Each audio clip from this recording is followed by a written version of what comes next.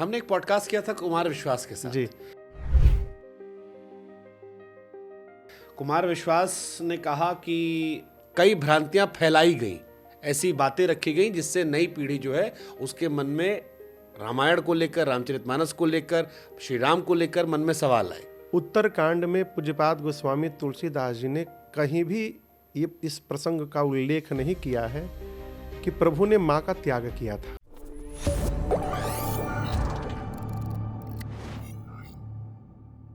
हमने एक पॉडकास्ट किया था कुमार विश्वास के साथ। जी। कुमार विश्वास ने कहा कि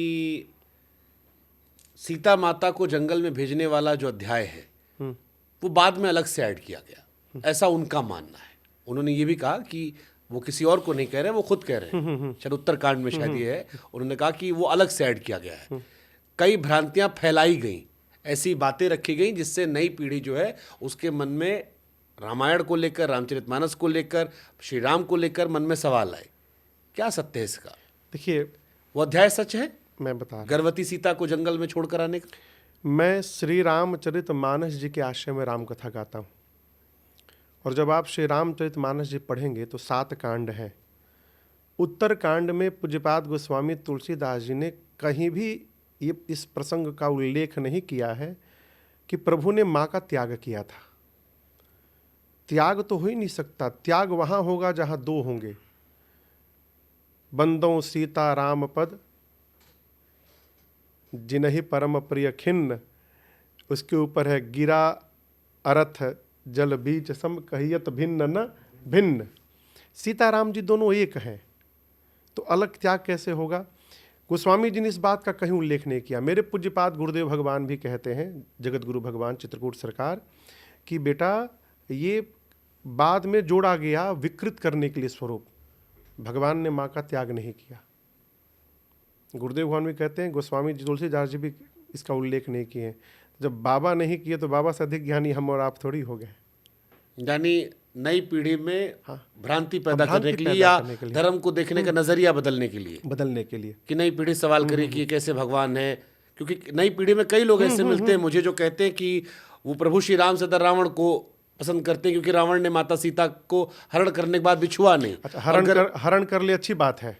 नहीं, वो उस पैमाने पर गर्भवती महिला को छोड़ा ना, ये सवाल उठाते हैं नई पीढ़ी के लोग। तो आप ये कह रहे हैं कि वो अलग से जोड़ा गया था भ्रांति फैलाने के लिए। देखिए, अब जैसे माँ की अग्नि परीक्षा है, पहले पढ़ तो लीजिए।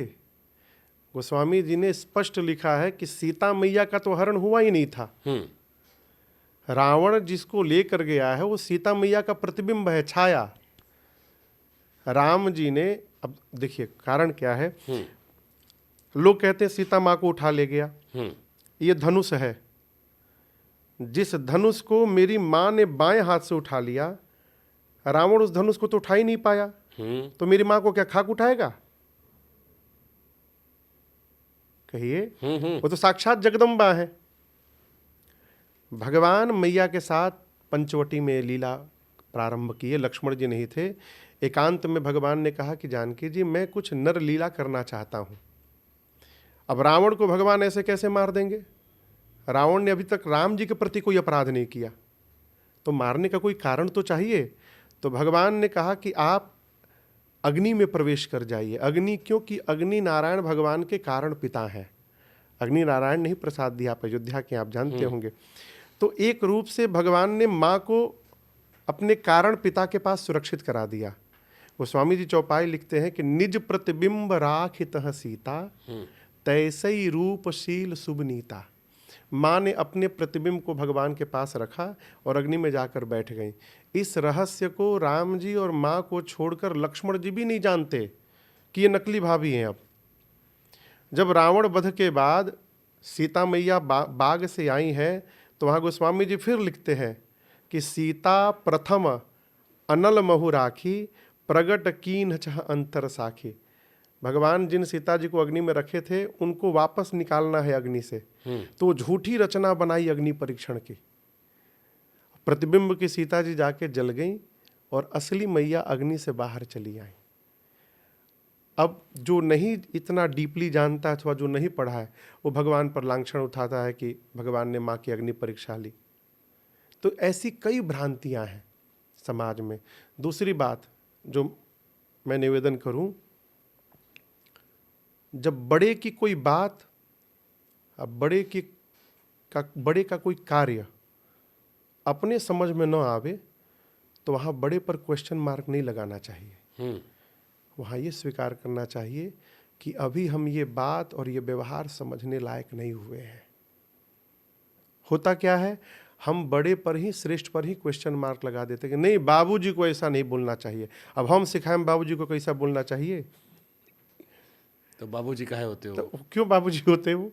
हमारे मीडियम कहते हैं बॉस इज ऑलवेज राइट। अच्छा, लेकिन ये बड़ा मुझे लगता है कई बार कि हमारे धर्म की खूबसूरती भी है कि हमारा ही धर्म है जहाँ पर नारी का इतना सम्मान है। प्रभु श्री राम से पहले हम कहते हैं सीताराम, राधे कृष्ण। वो इसीलिए मेरे मन में सवाल आता है कि जिस धर्म में राम जी से पहले सीता जी का नाम लिया आता हो, जिस धर्म में कृष्ण जी से पहले राधा जी का जिक्र किया आता हो, वहाँ पर बदनाम करने वालों ने कृष्ण जी और राम जी दोनों पर कई लांछन लगा दिए। तो देखिए, हर तरह के लोग हैं समाज में, तभी समाज का बैलेंस बना हुआ है। इस समय नहीं, उस समय भी था।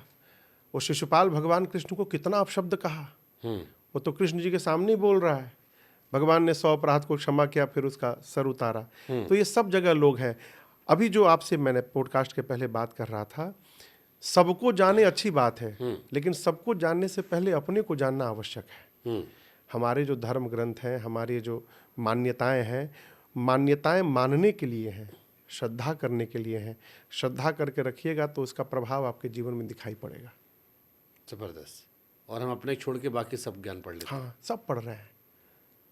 अपना छोड़ के अपन लड़का निखे संभलात, दूसरा का लड़का खेला होता नहीं। हमारे गुरु जी कहते हैं, गुरुदेव भगवान, कि दूसरे का लड़का कन्हैया ही क्यों ना हो जाए, अपने किस काम के लिए? सही बात है। अपने लिए तो हमारा बकलोलवे कन्हैया जैसा है। तो अपने को संभाला जाए।